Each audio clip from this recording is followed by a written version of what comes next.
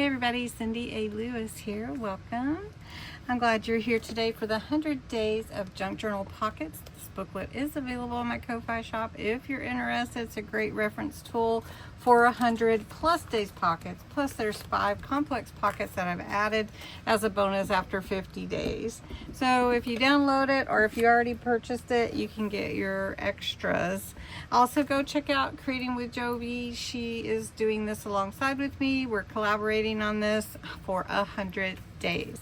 And today we're on day 56, which is a window frame pocket. Now what you need for this is your papers. You'll need some acetate, some vellum, or some clear packaging, which is what I'm going to use. Tape or glue.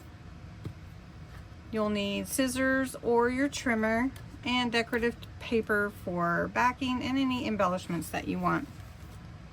Really, basically, you're going to start with whatever size window that you want, or pocket that you want. And I've got this piece cut out. It's a 6 by 6. It may be a little bit big, but that's okay. I can trim it down as needed, but I want it to be big enough where you could see.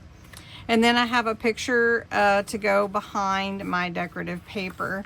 And then I've got my acetate to make sure, or clear packaging to go in where the window comes out. So I wanted to show you, let me put it on here.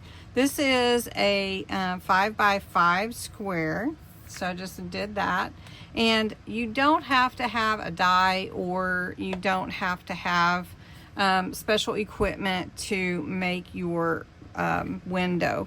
So I'm just going to use this little box that I have. Actually, I'm just going to take the top off, so don't worry about that. And then I'm trying to make sure I line it up with about an inch here, about an inch here. So this box is perfect for this project. So I'm just going to use a pencil or a pen. Maybe I should, let's see. And I'm just going to go around all the edges of this box. And then I'm going to cut that away. Now the easiest way to cut that, and I know it's a little bit hard to see, let me hold it up for you, is I've just outlined my square. And even if it's not perfect, that's okay. I can trim around, but I think it's pretty close. So what I want to do here is I am going to take a straight edge. You can get these 3 in a pack at Dollar Tree, and I'm just going to make an X. And this is a self-healing mat, so I can do this on here. And I'm going from corner to corner. And then I have this open up for me. And I can take my scissors. I have my big scissors here, but I don't recommend using big scissors when you're doing this. And just cut to your pencil mark, and then cut away all the extra. And it's easy that way to make your window without having to have a die cutting machine or anything special equipment wise that you would have to go and purchase. You can do this project without having to do that. Now if you did use a pencil and you see any pencil marks, you do want to get rid of those. And then I'm just going to take some Distress Oxide ink, and I'm gonna go around my vintage with Vintage Photo just to give it that vintage look, and I call it vintageizing. Next, you want to get your acetate, vellum, or a piece of plastic, whatever, clear plastic packaging. That's what I'm using, and upcycling that. And so I want to make sure I get a large enough piece to go behind my frame so that I can put my picture in there. And I could put a picture of family member, or I could put a picture of my dog, or whatever I want to. Right now I'm just going to put a picture of this cute elf from the Rustic North Pole kit.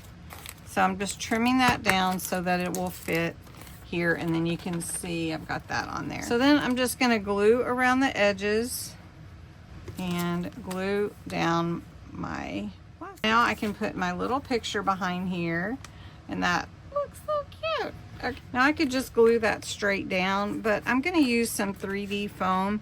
This is a little bit older, so I am just gonna, I want it to be more like a, I don't know, some dimension. So I'm gonna put glue around the edge, and then I'm gonna take my foam and just put it in that glue. Okay, so my background paper or my frame doesn't really matter if it is whichever way is the top or whatever, so it doesn't really matter. So I've got my little picture on there, and see how it just kind of adds a little bit when it's not just right up against it.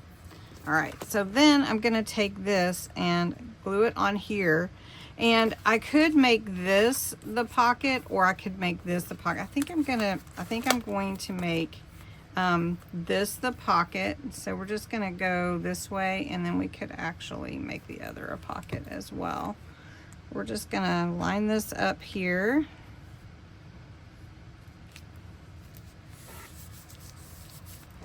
All right, so then we've left room.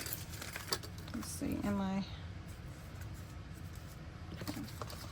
then we've left room here to put in a little tag. Well, I hope you enjoyed this. It's a really cute window pocket. You can put your pocket here, or you could actually put this down on your page and actually make a double pocket if you wanted to do it that way. Anyway, thank you so much for watching, and have a great day. I hope you'll come back for tomorrow's pocket. And I did add a few little rhinestones just to give it a little glitz. So I hope you enjoyed it. Thanks, bye.